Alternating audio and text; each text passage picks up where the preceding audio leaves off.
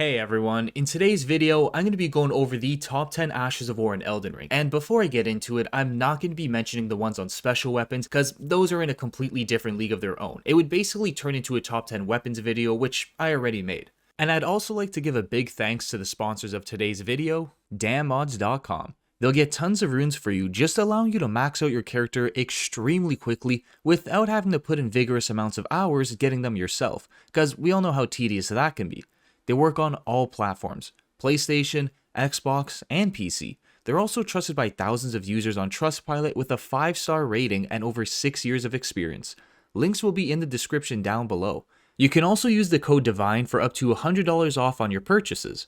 Again, thanks DamnMods for sponsoring the video. So with that out of the way, let's dive into it. Coming in at number 10, we have Craigblade. Your character buffs the weapon by increasing its basic attack damage by 15% and stance damage by 10% for 60 seconds. It's in the heavy affinity category, but it doesn't actually scale with strength or any stat in general. It just gives a flat buff that you can apply to pretty much every weapon in the game. You'd want to use this more with colossal weapons because they tend to have a higher amount of attack power and they also do a lot of stance damage. If you don't end up killing your target with basic attacks, you will with critical hits. And for it only costing 16 FP, not depending on any attributes for scaling, and lasting for a whole minute, it definitely gets its use in big fights. However, the main issue I had with it is it's not very viable with most of the lighter to medium weapons since they don't really get a high amount of attack power or do a lot of stance damage. But in the end, for an Ash of War that has no scaling to increase its effectiveness, it's not too bad. Number 10 is definitely a well-deserved spot for this. Continuing on, let's take a look at the number 9 spot on the list, Thunderbolt. Your character raises his weapon to bring down a bolt of lightning on whoever you're locked onto. Now, the damage on it isn't the greatest, but because it does lightning damage, it's very easy to buff this with items like the Lightning Scorpion Charm and the Lightning Shrouding tier. Additionally, to further make up for that somewhat lack of damage is you can use it rapidly back to back to stack up very quickly. And if that wasn't enough, it comes down fast enough to the point where enemies like Malena that normally jump around a lot aren't able to avoid it. There's quite a few pros to this, and the last one's gotta be only consuming 10 FP per cast. Very handy for a lot of situations, but just like before, there is a problem with it. The way Thunderbolt scales is with the weapon's base damage and dexterity, so you'd use the Keen affinity instead of Lightning to make the Ash of War hit harder since Keen has a better dexterity scaling. And because of that, your weapon's basic attacks won't do any lightning damage and you wouldn't get the full use out of those items that boost lightning damage as mentioned before. I will say it's not a huge problem because even with just a Keen affinity, the weapon's basic attacks will still dish out some good numbers, just something I thought should be brought up. Anyways, let's jump to the next one, number 8, Golden Vow.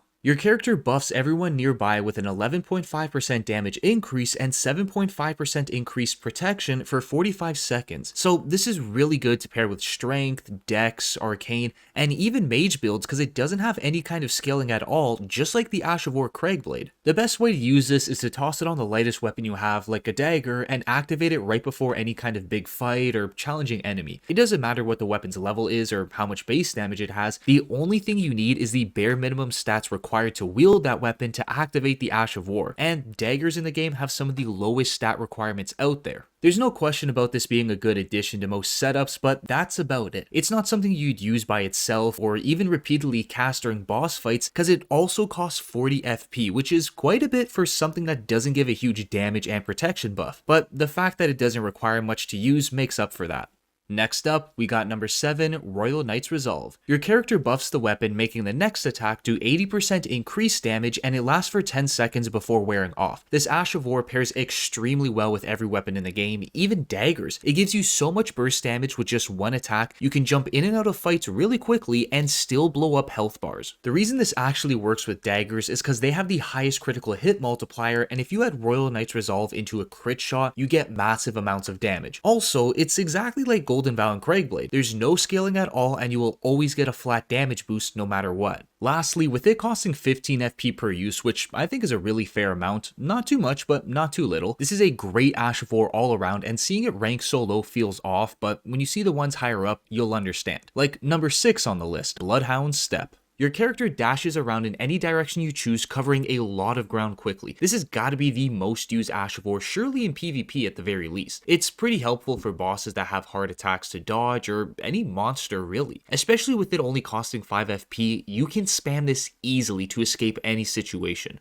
And with that said, the only problem I had with this is it doesn't do any damage itself. So unless you're using a really powerful setup, it's gonna take quite a bit of time to take down whoever you're fighting with just this alone. Very similar to Golden Vow being a great addition to a build, but not something you'd want to depend on by itself. Unless you're doing PvP and want to have the longest and most boring fight possible, yeah, for sure, just use this until your opponent rage quits. Finishing with that, let's move on to the next one. Number 5, Repeating Thrust. And it's exactly what it sounds like. Your character thrusts forward 4 times in a rapid succession. Now, the damage on it's not too bad, nothing crazy powerful, but still dependable in big fights. The part that really makes it stand out is the fact that you can apply status effects on top of this very fast. I want to say in about 1 to 2 uses of the Ash of War. Also, with it only consuming 7 FP per use, this is extremely cost effective. No matter what class you choose, you'll be able to use this at least 10 times before you have to refill. And additionally, it may fall under the Keen affinity, but after doing some testing, it seems like it scales with the weapon's attack power instead, which is a lot better. So if you choose to use different affinities, the Ash of War's damage won't drop off dramatically, unless the one you choose lowers its attack power by a lot. There's so many good things about this, but there's only one thing I didn't like, and that's the amount of time it takes to fully do the attack. Not horribly long, but noticeable enough to the point where you'll need to look for bigger openings in boss fights before using it.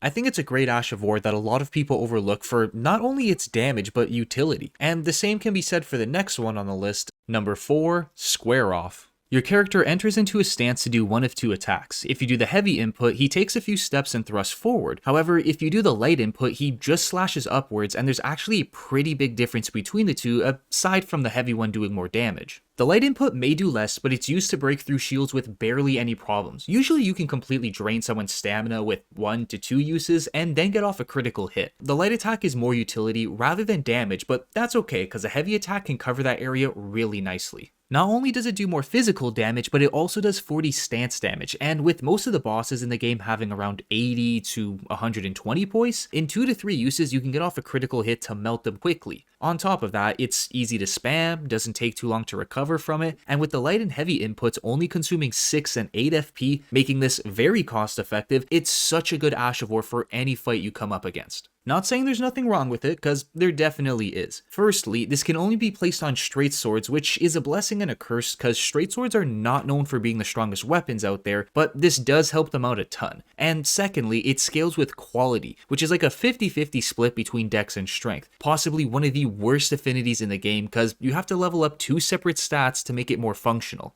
With that said, let's move on to the next one. Number 3, Bloodblade. Your character throws out blades of blood from a distance. Now, the damage of the projectile isn't that good, but it can stack up bleed very quickly. And if you stand point blank of your target, you can hit them with the weapon as well to stack up even more bleed and throw out some extra damage. Having a projectile in an Ash of War is always a huge bonus because it can keep you away from the fight while you're picking away at whoever. But I think the biggest thing about this, besides proccing bleed buildups very quickly because you can also spam this easily, is it only costing 3 FP and 45 health on the first cast. This is the cheapest Ash of War out there. You can use this on every single enemy in front of you and you'll never feel like you're gonna run out. The only downside to it is if you run into enemies that are immune to bleed buildups, you lose out on about 2/3 of the damage. Obviously, not an ideal situation, but the projectile can be spammed to add up to a decent amount. Speaking of that, the next one on the list is also a projectile Ash of War. Number 2, Ice Spear. Your character spins the weapon before shooting out a frozen projectile. The damage on it's decent, but you can spam this to help make up for that, and one of the biggest things, other than it being a ranged attack, is the fact that it can proc freeze on targets, taking a chunk of their health away and making them take 20% increased damage for 30 seconds. Similar to Thunderbolt, this can be buffed easily with items like the Magic Scorpion Charm, Magic Shrouding Tier, and the Spellblade set, but weirdly enough, it scales better with Dex than Intelligence despite it doing magic damage, which actually works out much better for us because now this leaves room for you to apply different types of grease and buffs to the weapon. Not to mention that you can also hit them twice with the Ash of War if you're right in front of them, like Bloodblade, except it won't stack up extra freeze, just more physical damage. There really isn't anything bad about this Ash of War. You could say if you go up against someone that's immune to freeze buildups, yeah sure, but it still dishes out some good damage even without Frostbite aiding it. And finally, with it costing 15 FP, which again, I think is a very fair amount for how strong this is, there's no doubt about this belonging in the number 2 spot. Honestly, it fell behind from being number 1 just because that one covers everything, with that being Stormblade.